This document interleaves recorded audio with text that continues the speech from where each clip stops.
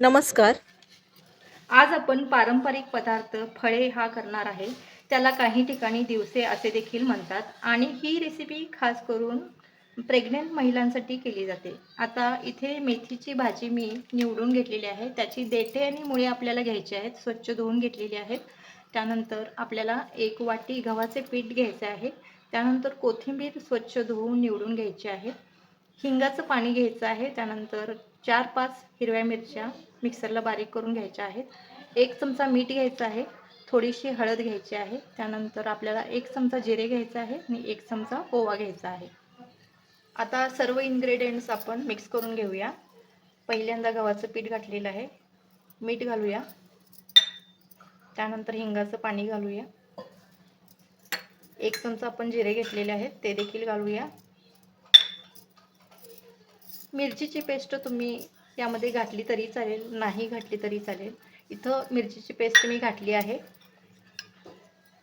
कोथिंबीर थोडीशी आपण घालायची आहे. आता यामध्ये थोडीशी हळद पूड आपण घालूया.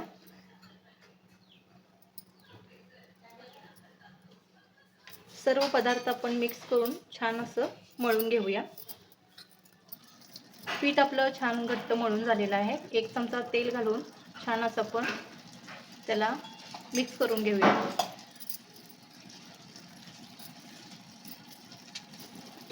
ही कणिक आपण 5 मिनिटं झाकून ठेवली होती. आता याचे आपण गोळे करून फळे करून घेऊया.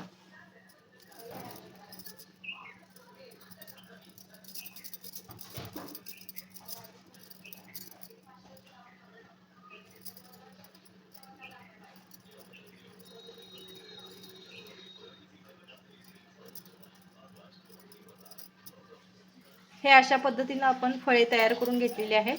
आता याला आपण वाफवून घेऊया. आता आपण एका कढईमध्ये थोडंसं पाणी घालायचं आहे. एक अर्धा पेला पाणी घालून घेऊया. आता यामध्ये आपण मेथीची देठे यामध्ये ठेवून घेऊया.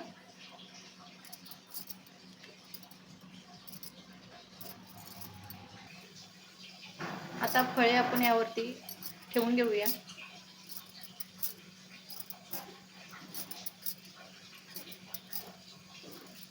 अशा पद्धतीने सर्व फळे आपण ठेवून घेऊन याला वाफवून घ्यायचं आहे. एक 10 मिनिटं याला आपण वाफवून घ्यायचं आहे.